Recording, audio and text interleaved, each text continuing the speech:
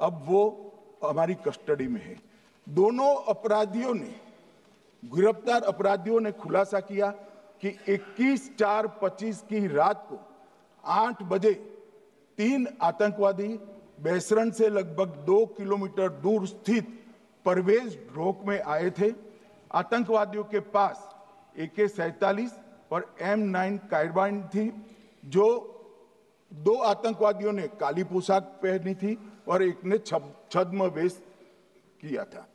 खाना खाया, चाय पी और ढोक से निकलते वक्त कुछ खाना, नमक, मिर्च और मसाले लेकर वो चले गए। मान्यवर, उस वक्त हमने जिन खोखो को रिकवर किया था, इसको हमने चंडीगढ़ FSL में टेस्टिंग के लिए भेज दिया और जब चंडीगढ़ FSL में टेस्टिंग के लिए भेजा गया तो वही राइफल से एप्को आतंकी हमला हुआ था, वो भी निश्चित हुआ। तो आज इसके साथ साथ दूसरे एप्को आतंकी हत्या को अंजाम देने वाले आतंकियों का भी इसके साथ ही समाप्ति हुई है, उनको मार दिया गया है। मान्यवर, और इसके बाद में स्केच बनाया गया। गिरफ्तार किए गए दोनों आरोपियों की माता जो थी, इन्होंने ये तीनों आतंकियों के मृतदेहों को पहचान लिया है। दोनों आतंकवादी घटना में साथ लेने वाले उनके साथियों ने भी पहचान लिया है और अब उसकी FSL की पुष्टि भी आज सुबह 4 बजे हो गई थी। अब मैं जांच का पूरा ब्यौरा बताना चाहता हूं। मान्यवर, ये हमले में 3 पाकिस्तानी आतंकवादी थे। हमले में 2 AK-47 और 1 M9 कार्बाइन का प्रयोग किया गया था और अब जो पकड़े गए हैं, इसके सुलेमान के कारण एप्को का मामला भी आज रिजॉल्व हो रहा है और आतंकवादियों को पनाह देने वाले 2 स्थानीय लोगों को भी इस केस में पकड़ लिया गया है। अब मान्यवर, कल पूछते थे कहां से आए, कहां गए, किसकी जिम्मेदारी है। भाई, जिम्मेदारी हमारी ही है, हम सरकार में हैं, हमारी ही जिम्मेदारी है। मगर मैं पूछता हूं, जब आप सरकार में थे तब क्या क्या हुआ था, इसकी जिम्मेदारी किसकी थी और क्यों निर्वहन नहीं किया, वो भी बाद में पूछूंगा। जरा धीरज से सुनना। मगर मान्यवर, मुझे एक बड़ा दुख हुआ। कल इस देश के पूर्व गृह मंत्री चिदंबरम जी ने सवाल उठाया कि क्या प्रूफ है कि ये आतंकवादी पाकिस्तान से आए। और मान्यवर, कब उठाया? जब संसद में चर्चा होने वाली थी। क्या कहना चाहते हैं चिदंबरम साहब? किसको बचाना चाहते हैं? पाकिस्तान को बचाकर आपको क्या मिलेगा? वो ये कह रहे हैं कि और क्या है, मत जवाब दो।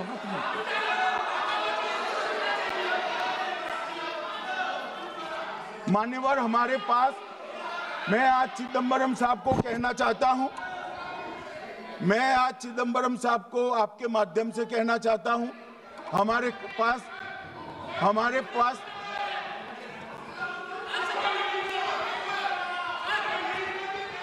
मान्यवर, हमारे पास प्रूफ है, वो भी मैं सदन के सामने रखना चाहता हूं कि तीनों पाकिस्तानी थे।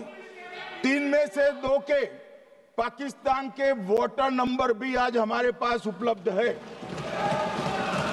मान्यवर, ये राइफलें हैं, ये राइफलें भी हमारे पास उपलब्ध है। इनके पास से जो चॉकलेटें मिली हैं, वो चॉकलेटें ढोक में से मिली, वो भी पाकिस्तान की बनाई हुई चॉकलेट है। मान्यवर, ये कहते हैं कि पाकिस्तानी नहीं थे, इसका मतलब पूरी दुनिया के सामने इस देश का एक पूर्व गृह मंत्री पाकिस्तान को क्लीन चिट दे रहा है। और मान्यवर, वो पाकिस्तानी आतंकवादी नहीं थे, ऐसा बोलकर श्री चिदंबरम अगर पाकिस्तानी आतंकवादी नहीं थे तो पाकिस्तान पर हमला क्यों किया, वो भी सवाल खड़ा कर रहे हैं। मान्यवर, आज पूरी दुनिया ने हमारे संसद सदस्य गए थे, स्वीकारा था कि हमला पाकिस्तान ने किया है। और इस देश का गृह मंत्री जो कांग्रेस पार्टी से आता है, वो कहता है कि क्या सबूत है। अरे मुझसे मांगते, मैं दे देता। टीवी से मांगते हैं, पूरी दुनिया के सामने उजागर करते हैं, शख्स सुबह खड़ा करते हैं। पाकिस्तान को बचाने का इनका ये षड्यंत्र आज 130 करोड़ लोग जान रहे हैं। बच नहीं पाओगे आप लोग, बच नहीं पाओगे। मान्यवर,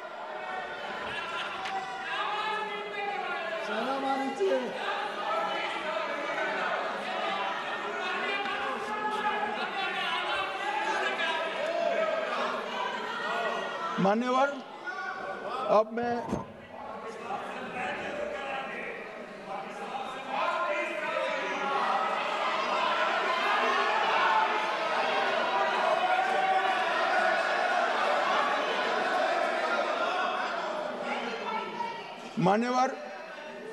अब मैं पहलगांव आतंकी हमला और ऑपरेशन सिंदूर, ये दोनों घटनाक्रम के लिए मान्यवर ये अभी से थक जाते हैं।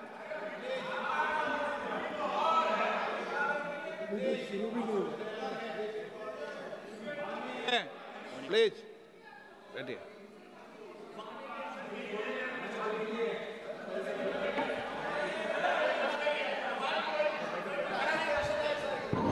मान्यवर, मैं आपके माध्यम से कहना चाहता हूं, थोड़ा धैर्य रखे भैया, अभी तो शुरू हुआ है, अभी तो शुरू हुआ है। मान्यवर,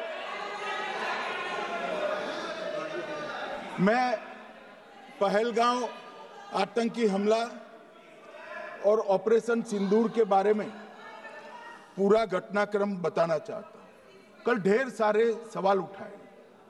वैसे तो मुझे लगता था कि कल रक्षा मंत्री जी के भाषण के बाद शायद कांग्रेस पार्टी सपोर्ट में भाषण देना शुरू करेगी और अगर थोड़ी बहुत जनता की इच्छा की परख होती तो वो ही करते, मगर नहीं करा। क्योंकि रक्षा मंत्री जी ने बहुत बारीकी से ऑपरेशन सिंदूर की सफलता, इसकी जरूरियात, इसकी प्रासंगिकता और इसके परिणाम, इसके बारे में बहुत अच्छे तरीके से सदन के माध्यम से पूरी देश की जनता के सामने रखा जाए। मगर फिर भी उन्होंने बहुत सारे सवाल किए। अब सवाल किए हैं तो मुझे जवाब देना भी पड़ेगा, उनको सुनना भी पड़ेगा। मान्यवर, मैं पूरा घटनाक्रम बताना चाहता हूं। मान्यवर, 22 अप्रैल को पहलगांव में आतंकवादी हमला हुआ। इसमें 26 लोग मारे गए, 25 भारतीय और 1 नेपाली नागरिक। हमने उसी वक्त मैं श्रीनगर जाने के लिए निकल गया। रात को ही सुरक्षा बलों की मीटिंग कर ये भाग न पाए इसकी व्यवस्था की।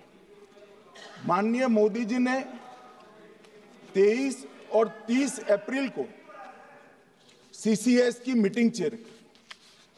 ये कह रहे हैं, मैं आज बताना चाहता हूं कि सीसीएस की 23 अप्रैल की मीटिंग में क्या हुआ। सबसे पहला कांग्रेस पार्टी का ब्लंडर था सिंधु जल संधि, इसको स्थगित करने का काम नरेंद्र मोदी जी ने किया। हमने अटारी के माध्यम से एकीकृत जांच चौकी जो चलती थी उसको बंद कर दिया। पाकिस्तानी नागरिकों के सार्क वीजा को सस्पेंड कर सभी को वापस पाकिस्तान भेजने का काम किया। पाकिस्तान स्थित उच्चायोग ने रक्षा, सैन्य, नौसेना के सलाहकारों को अवांछनीय व्यक्ति घोषित किया, संख्या को 55 से घटाकर 30 किया और सीसीएस ने ये संकल्प लिया कि जहां पर भी ये आतंकवादी छुपे हैं उनको और उनकी ट्रेनिंग करने वाले अड्डों को सेना पुलिस, सीआरपीएफ, बीएसएफ उचित जवाब देगी। मान्यवर, जिस तारीख को ये हुआ उसी दिन ये निर्णय हो चुका। मान्यवर, इसके बाद में कल गोगाई जी कहते थे मोदी जी 24 को पहलगाम जाने की जगह बिहार गए। सुनो यार। मान्यवर, मोदी जी जब ये पहलगाम घटना हुई यहां नहीं थे, विदेश में थे। आने के बाद तुरंत सीसीएस बैठक की और मोदी जी जिस दिन बिहार गए उस दिन पहलगाम में कुछ नहीं, कोई नहीं था, सिर्फ राहुल गांधी थे। सारे लोग चले गए थे, सारे लोग वहां से अपने अपने ठिकाने पर चले गए थे। मगर इन्होंने एक बात कही, उस पर मेरी आपत्ति है मान्यवर। उन्होंने कहा 24 अप्रैल को चुनावी भाषण किया। मान्यवर, देश का नेतृत्व करने वाले देश के प्रधानमंत्री की फर्ज होती है कि देश की संप्रभुता पर, देश के नागरिकों पर अगर ऐसा जघन्य हमला होता है तो जनता की भावनाओं के अनुरूप जवाब देना चाहिए। मान्यवर, मैं आज आपकी परमिशन से मोदी जी के बिहार भाषण के कुछ अंश पढ़ना चाहता हूं। कोट अनकोट है। 22 अप्रैल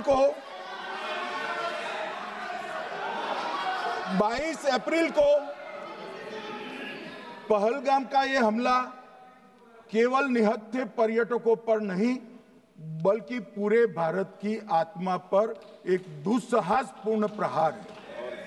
आतंकवाद के प्रति दृढ़ और कड़ा रुख, आतंकियों और इसके हमले की साजिश रखने वालों की कल्पना से भी बढ़कर उनको सजा दी जाए। मान्यवर, महत्वपूर्ण है आतंकियों और इसकी साजिश रचने वाले दोनों को। आतंकियों की बची खुची जमीन भी मिट्टी में मिलाने का समय आ गया है। 140 करोड़ भारतीय and turned it upside down. Right? So today, no, one second, you're laughing. Tell me something. The next terror attack that happens, what will you do? What will you do? You'll attack Pakistan again? So now, the moment they know that you're going to attack Pakistan, they just have to do a terror attack and they know you're going. So, this government is clueless even about what deterrence means. Right? This government is clueless about what political will means. This government is clueless about what it means to let the Army, Air Force, Navy fight. That's the reality of the situation. Now, I said in this house, standing right here, about 3-4 months back, and they laughed at me. They laughed at me.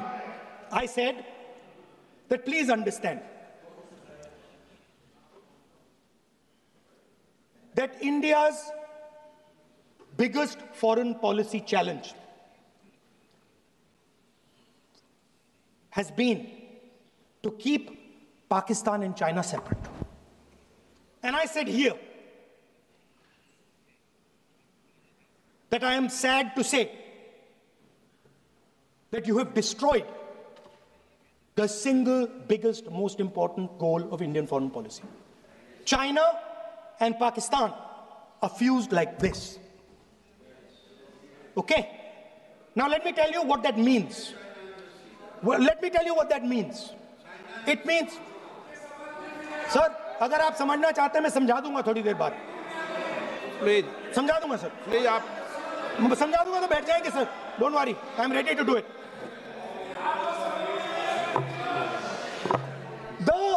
What happened actually, the truth of what happened, because I have to say that.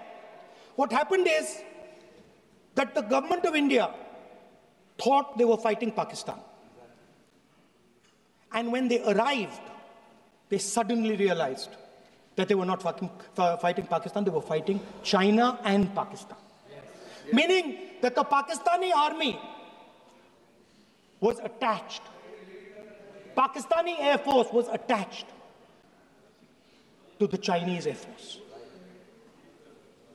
And not only that, the doctrine of the Pakistani Air Force was completely changed. The information available to the Pakistani Air Force was completely changed, and the Chinese were feeding information, critical battlefield information, satellite information, targeting information to the Pakistanis. And if you don't believe me, one second. If you don't believe me, General Rahul Singh, during a FICCI event, May 11th, when the DGMO level talks were going on, Pakistan actually was mentioning, we know that you such and such important vector is primed and ready for action. I would request you to perhaps pull it back. And he says, so it is very clear they were getting live battlefield inputs from China.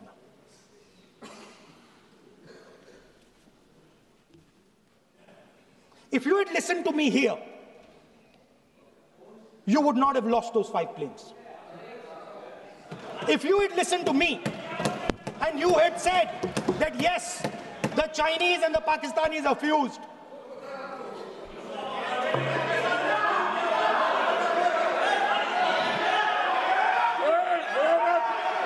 sir, EM, External Affairs Minister says, yesterday in his speech, he says, the two-front war concept is a very old concept. I don't know what he's talking about. The two-front war concept is gone. It doesn't exist anymore. There is now a unified front concept where there is only one unified single front, and war is going to be held on multiple domains: space, electromagnetic, cyber, undersea, air, space, air, land, sea. So he does not even understand the basics of warfare. He's talking about two-front. That ship has sailed long ago. Speaker, sir, how did this integration between Pakistan and China take place? I want to make it clear. There is a center called CENTIAC, Center for AI and Computing, that was built in Pakistan with Chinese help. And the aim of the center is to integrate the Pakistani Air Force with the Chinese Air Force and make and transform the Pakistani Air Force into a network-centric Air Force.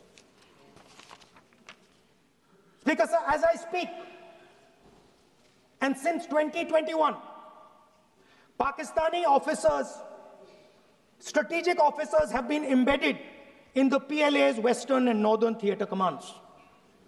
They are sitting there, coordinating.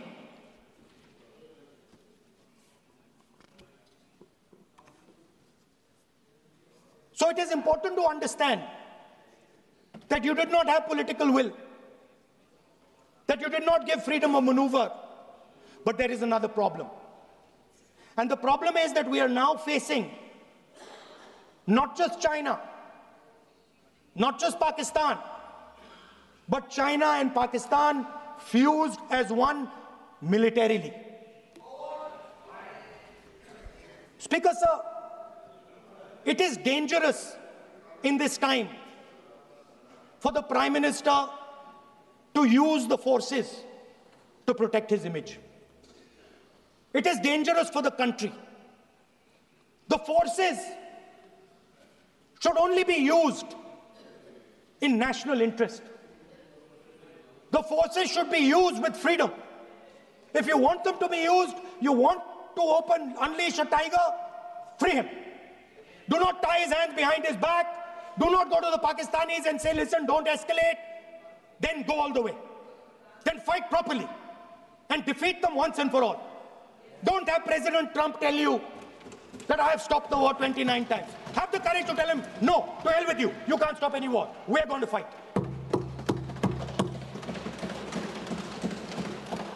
Speaker, sir, there is also I don't mean to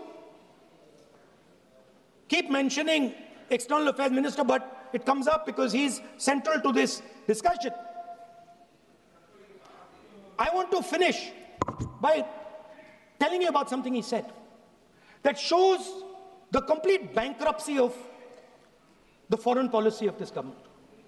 Please remember that not a single neighboring country, not a single country condemned Pakistan. Not one. They condemned terrorism, they didn't condemn Pakistan. This is something that he didn't say. Now listen to what he has to say. And this shows you the mindset of these people. This explains why in his entire discussion yesterday of 1 hour